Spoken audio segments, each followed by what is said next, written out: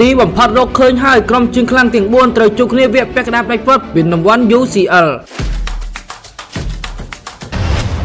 ឧបត្ថម្ភដោយមីហិល7យ៉ាងកូរ៉េណូរសជាតិដើមពីប្រទេសកូរ៉េឆ្ងាញ់ជាប់ចិត្តទីបំផុតរកឃើញក្រុមជើងខ្លាំងទាំង4ហើយឡើងមកវគ្គពាក់កណ្ដាលផ្ដាច់ព្រ័ត្រពីរង្វាន់ UEFA Champions League ហើយបន្ទាប់ពីឆ្លងកាត់ការប្រកួតវគ្គ8ក្រុមចុងក្រោយ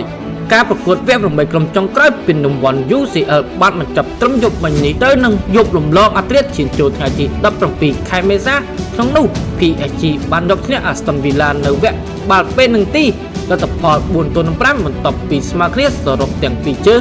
2-2ចំណែក3គូទៀតគឺ Barcelona បានយកឈ្នះ Dortmund សរុបទាំងពីរជើង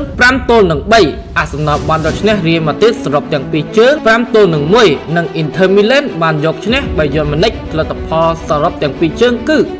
4-3ជាមួយគ្នានេះដែរក្រុមដែលត្រូវជួបគ្នានៅវគ្គពាក់កណ្ដាលផ្ដាច់ព្រ័ត្រក៏បានរកឃើញជាផ្លូវការហើយដោយ PSG ត្រូវជួបជាមួយនឹង Arsenal និង FC Barcelona ត្រូវជួបជាមួយនឹង Inter Milan សូមបញ្ជាក់ថា PSG ត្រូវជួប Arsenal ជើងទី1នៅថ្ងៃទី30ខែមេសានិងជើងទី2នៅថ្ងៃទី8ខែឧសភាហើយឡែក FC Barcelona វិញត្រូវជួបជាមួយនឹង Inter Milan ជើងទី1នៅថ្ងៃទី1ខែឧសភានិងជើងទី2ត្រូវជួបគ្នានៅថ្ងៃទី7ខែឧសភាអរគុណបងប្អូនទាំងអស់គ្នាសម្រាប់ការតាមដានទស្សនាជួបគ្នានៅវីដេអូក្រោយ